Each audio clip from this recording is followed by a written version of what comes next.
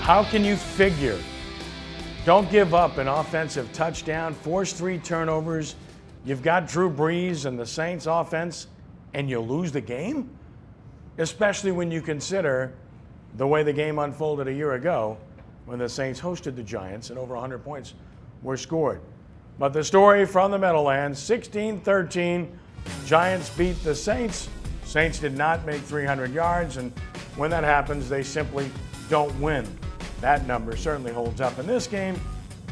Drew Brees was respectable, but didn't do enough, nor did anyone else for that matter, to enable the Saints to score points on the offensive side of the football. So, I mean, you've played 2 games and you've lost by a combined total of 4 points. So it's so close, but a loss is a loss and a win is a win. Regardless, you've got to find ways to win games. And Brian, it's hard to make duck soup out of this because for 1 week your offense was really good and your defense was awful, and the next week your defense was good and your offense wasn't good enough. And then, of course, the one I left out is the one that probably makes all the difference, the kicking game, which lost the game unequivocally to the Giants, a 10-point swing on the simplest of things. Can't protect on a field goal attempt. It's hard to swallow, isn't it?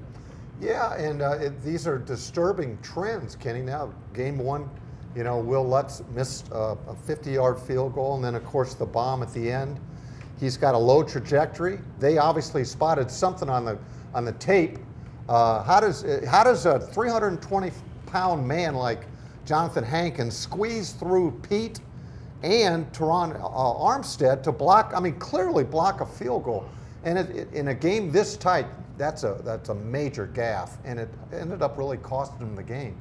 But you bring up a great point. They can't get on the same page, Kenny.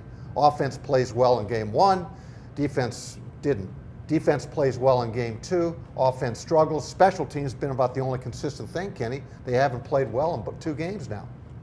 And that's an ongoing issue, Ricky. The kicking game has been an issue for a couple of years. Well, Coach said he'll be around a lot longer than he will, so evidently they have a lot of confidence in the kicker. But I think the receivers dropped a lot of passes yesterday. And missed the tight end one time down the middle. So I just see where the offense really wasn't clicking as well as I was looking for them to, because a couple of the back shoulders and stuff, they wasn't together on it. And if the receiver was caught into those balls, Brian, it would have been a whole different ball game. Well, let's be honest about this. When you say receivers drop the ball, Willie Snead's not dropping anything. Brandon Cooks isn't dropping anything. Michael Thomas isn't dropping anything. Those 3 guys have been outstanding. Fleener's got to catch the ball, but let's talk about Brandon Coleman, or should we even talk about him? Listen, 2 balls. Now, they would have been really good catches, but you got to make plays in the NFL. Right. But even more importantly, Ricky, he had 2 critical penalties in that game that killed the Saints. And he's 3 years in. Are we ever going to see anything from this guy to believe he's an NFL player? Well, once the referee put you on the list, and it looked like to me he should have cut the guy down. I didn't really think it was a bad holding call, but once they sweep your way and they go to get yards, it looked like all the referees throw a flag and they picked him out. But it looked like to me he should have cut this guy down and got away from the holding call. And the offensive interference call as well. 2 critical penalties at the wrong time, whether they were justified, questionable, or not, Brian. Yeah, there's this affinity for 6'5" receivers in the league today, and they don't want to let this guy go apparently, and maybe have him end up elsewhere and then be a real success. But Kenny, I'm with you. At some point, you get a young player, 3-4 years into a league, he better produce, or he's going to be on the street. And we've forgotten to mention Travaris Cadet. There's another guy that's got the drop season. Key drop in the flat. Key drops. 2 games the now. ball's 2 right games. on the hands. Yep. But then again, this is a guy that the Saints let go, the Patriots let go, and they take him back, and they keep him over C.J. Spiller.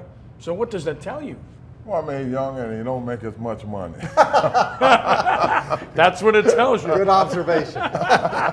But you got dead money, and you got to pay regardless. So that's the deal, and you got a lot of that, unfortunately. So Saints lose the game. And when you look at the 2 games against the Giants over the last 2 years, you talk about the ultimate contrast, unbelievable contrast. Look at this, 101 points last year and only 29 a year later, and many of the same players passing touchdowns. How about that? 13 last year, 1 this year. Total yards, 1,030 to 705. And then, of course, explosive plays. Well, you know that story. So Ricky, how does that happen? Same two teams, the weather was fine. I mean, it's such a strange thing. The NFL's a strange game, isn't it? Well, I mean, I was outdoors yesterday, and you can see Eli got a strong arm. He was able to throw the ball downfield a lot more accurate. I mean, Beckham should have caught the touchdown that he threw and come right back. I went to the other side. One thing about the NFL, they always follow something, you know what I mean? This open on this side, and he missed it, come back to the other side. And Cruz made a great fight and catch. I mean, the defensive back right there had his hands in there, but Cruz just wanted it better than he did. And the salsa guy really, that was a big play in the ball game. Two things. I think Dennis Allen is a pretty good coach, defensive coach. And if you look at last year, there were so many blown assignments, so many missed tackles. And then two is the Giants spent $100 million on defensive players that made a difference in this week. But you know what? I thought the tackling for the second week of the NFL season was as good as I've seen in a long time. And I thought it was actually pretty well played from that standpoint. Well, it's interesting because Kenny Vaccaro played well on defense, but the new guys certainly are guys to watch, and there's some promise to be shown here. Craig Robertson for the second straight week, I thought was very good. He's athletic, he's active, 13 tackles, 10 solos. Von Bell, boy, how about that? Getting his opportunity. I told you on draft day, I really like both of those second-round picks, Thomas and Bell, and I sure liked what I saw of Bell. Sterling Moore held his own. He gave some ground against Beckham, but he held his own given the circumstances. And poor Ken Crawley, victimized for the two-point conversion by Crabtree with tight coverage, victimized for the big completion over the top to Cruz, and yet this is tough. He's not supposed to be in that position. They had Keenan Lewis, they had Delvin Breaux, they had P.J. Williams. Now they've got none of them, basically, and he's got to step up and play along with Devontae Harris. That's very tough, Brian. Yeah, Kenny, you've got to step up in a hurry and grow up, and it's unfortunate because really Crawley's played really good defense on the two plays that Kenny mentioned, the two-point conversion and then the Cruz catch. Cruz outmuscled him for the ball. Crabtree just took him to school, boxed him out. Hopefully he'll learn because he's got athletic ability. It's just a learning process right now, unfortunately. And I'll tell you what, he was in the right spot. Yeah. Like you say, he just got to make a play. And that just going to come down to getting experience, and you'll see him, he'll be a lot different. Look like he's going to be in there, and he's going to get his shots. You like Craig Robertson as a linebacker? I like him a lot. Yeah. I'm still waiting on Anthony. I don't know where he done disappeared at. Last year, at this time, he probably had about 20 tackles, and this year he got like one.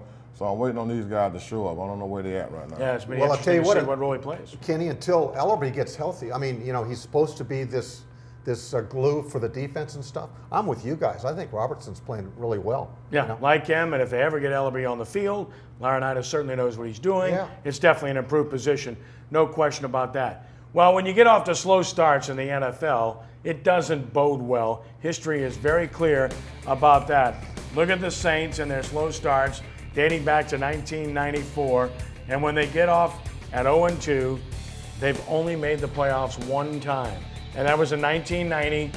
8-8, they snuck in, kicked a field goal on New Year's Eve, Morton Anderson, to get in. Ricky remembers that. That was the year, of course, without Hebert, and played with Steve Walsh and John Forcade at quarterback. And ironically, the field goal was a second chance because the Rams had actually blocked the first one, but they had a penalty on it, and then Morton makes the second one, and they get in. So 0-2, it's a pretty good predictor. Unfortunately, not a good predictor where the Saints are concerned, Brian. Kenny, you got to go back to the year 2013 was the last time the Saints were above 500. 213, okay? That's not a good, that's a bad, disturbing trend when you can't play better than 500 football. 213, 11-5 season when they went to the playoffs. And just looking at these guys' face now, man, you can see where they know that they were so close and they should have won the ball game. And these losses really take a toll on you. And you can see it. Just looking at the guys where, man, we should have won these two ball games. This is going to set us in a hole because right now, teams that you're facing down the stretch is a lot better than the team that you're playing early.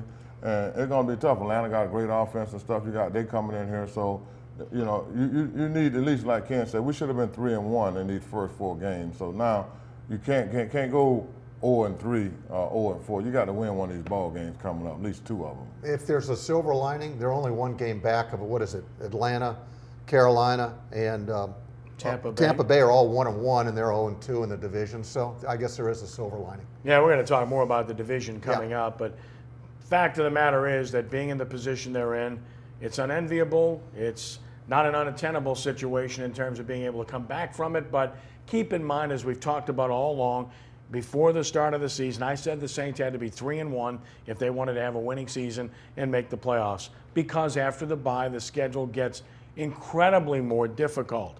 And that's obvious because the Giants are not world beaters. The Raiders obviously are not world beaters. Ask the Atlanta Falcons, who went out there and beat them, and we'll talk more about the NFL coming up. The schedule is going to get much tougher. Saints absolutely have to win their next 2 games. At home against the Falcons, on the road against the Chargers. Agreed, Ricky? Yeah, I agree. And the Chargers played well yesterday, and Atlanta showed good offense. And Julio Jones and those guys, and the running back Freeman, those guys are going to be something to reckon with. So, you know, those first 2 games should have been games that we took off the board just in case we lose the next 2. So, you know what I mean? That's going to be a good fight. Atlanta coming in, and they hate the Saints, and the Saints hate them, so it's going to be a great ball game. Today's Sports NOLA TV is brought to you by Premier Chrysler Jeep Dodge, located at 13,000 I-10 Service Road in New Orleans East. At Premier, you'll get a reliable and stylish new or used car at a price you can afford with Premier's expansive inventory of new and used cars. You have to stop by the dealership for all the hot deals, though. Thank you to Premier Chrysler Jeep Dodge and Premier Automotive, where you get a good deal on the real deal.